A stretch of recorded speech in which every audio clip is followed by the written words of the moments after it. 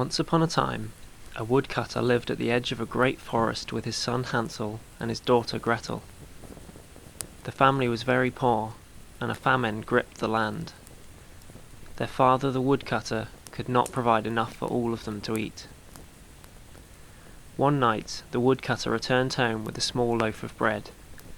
It was enough to feed one person, but between 4 they would all starve, and that is what they did.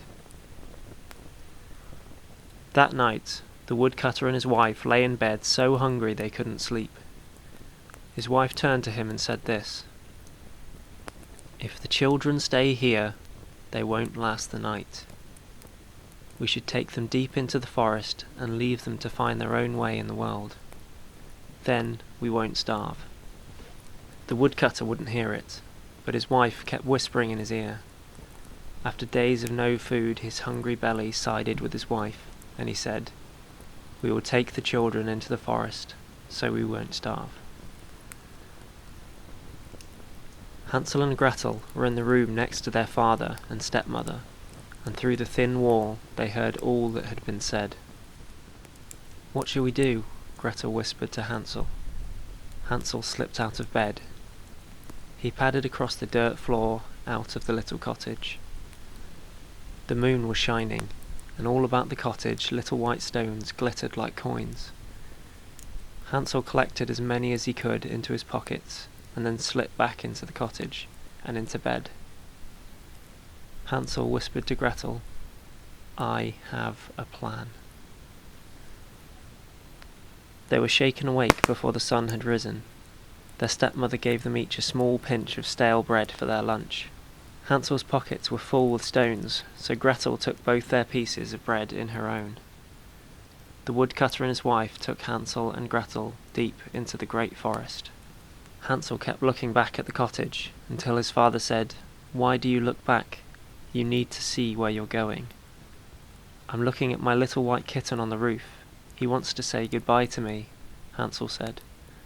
"That's no white kitten, boy," said his stepmother. "That is the chimney in the sunlight."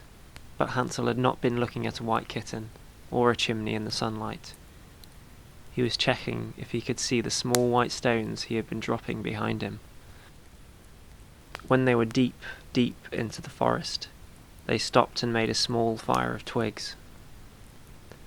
Their stepmother said, "We will come back with some more wood," and she and their father left. They sat by the fire and waited, but they did not return. Then it was night, and the fire was all burned out and the dark surrounded them. "What is your plan, Hansel? I fear we'll not last long with the wild beasts in these woods."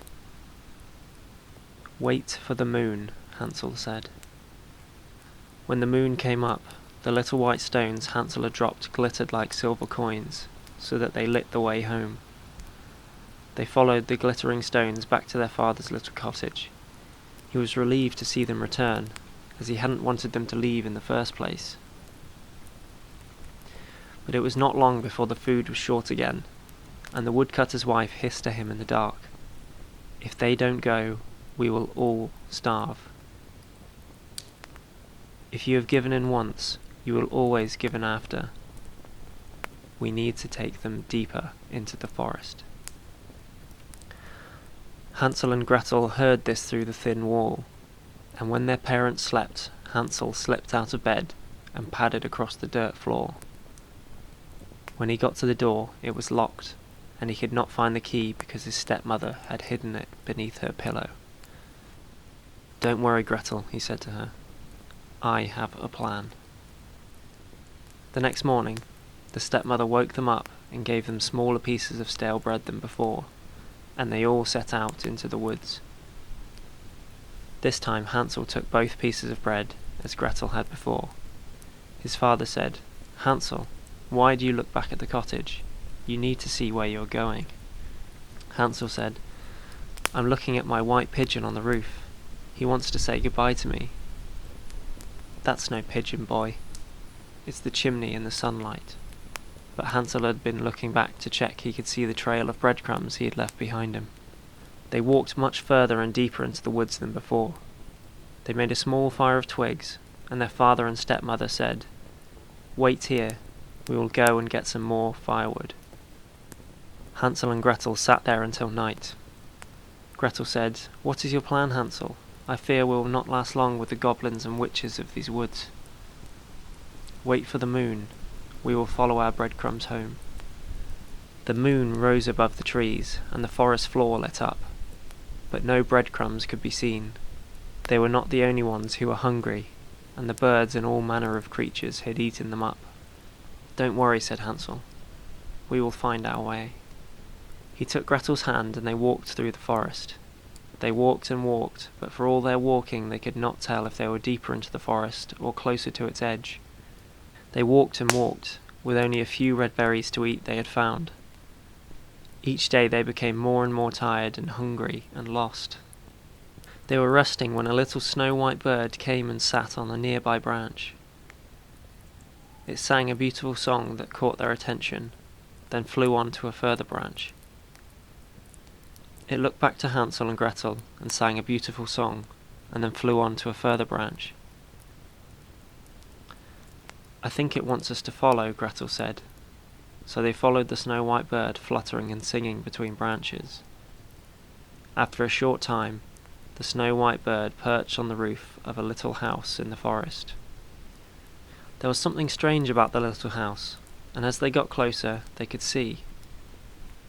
"The roof is made of cake," Hansel said. "And the walls are made of bread," Gretel said. "And the windows are sugar." They were so hungry they ran to the house and began tearing chunks of cake and bread and stuffing it into their mouths. Each broke a window pane and felt it fizz on their tongues. Never had they tasted anything so delicious. They gorged and gorged and gorged until they heard a voice from within. "Nibble, nibble, little mouse, who's that nibbling at my house?" The gingerbread door opened and an old woman hobbled out. Her eyes weren't much good, so she had to get close and squint to see the children wide-eyed, their hands and mouths full of cake. "Don't be frightened," the old woman said. "There's more to eat inside than out." The old woman took them each by the hand and took them inside the little house of cake. Strangely, the table was already laid for two of them, like the old woman had been expecting them.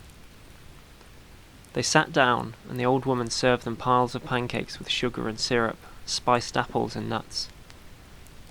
They would finish the plate, and then eat the plate, because that too was made of sugar. Then the old woman would serve them another plate of pancakes, until they were full and exhausted. The old woman led Hansel and Gretel up to a bedroom, where there were two beds made with soft white sheets. They each slipped into them, and fell fast asleep, and neither saw the wicked smile the witch wore, for that was what the old woman really was. "I will fatten you up and feast on your flesh," she said, pinching their rosy cheeks. Then she pulled Hansel out of bed, and took him out of the little house to a little shed, where she locked him in a cage. Then she shook Gretel awake. "Get up, you little wretch. It's time to go and fetch some water from the well. You're going to cook something for your brother until he's fat enough to cook, and then I'm going to eat him up." Gretel had to do everything the witch ordered. She was forced to cook delicious food for Hansel while she had to live on nothing but crayfish shells. The witch limped down to the shed to see how fat Hansel was becoming. Hansel was fattening up, but he knew if the witch saw, he would be in her cooking pot. When the witch came in, Hansel held an old bone out through the cage. With her terrible eyesight in the dark shed, the witch thought the bone was his finger, and couldn't understand why he wasn't fattening up. Each day Gretel made plates of delicious food, and each day the witch would go to see how fat Hansel had become. Each day she saw a bony finger, and this went on for weeks, and the witch could see Hansel getting no fatter. "Enough, it's time to eat," said the witch to Gretel.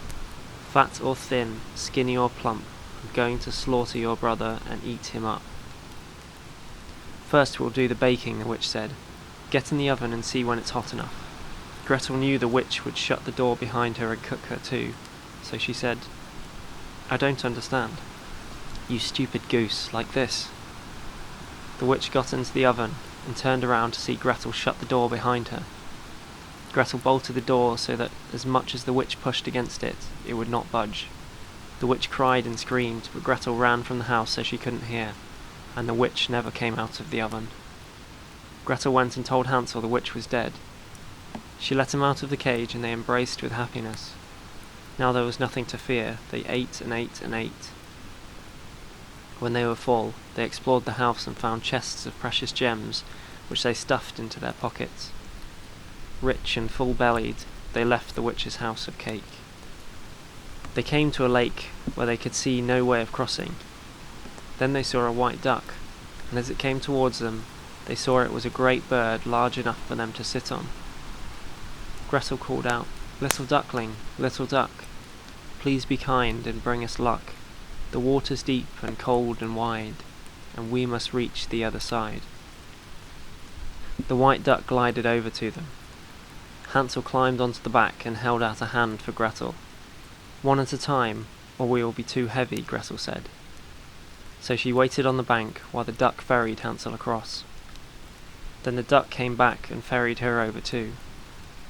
They thanked the duck and walked on into more familiar woods. Through the trees, the little cottage of their father came into view. They ran to greet their father, who was so relieved to see them he grabbed one under each arm and swung them around with joy. His wife had died, and he was poorer than ever, but Hansel and Gretel brought back with them pockets full of gems, and they lived happily ever after.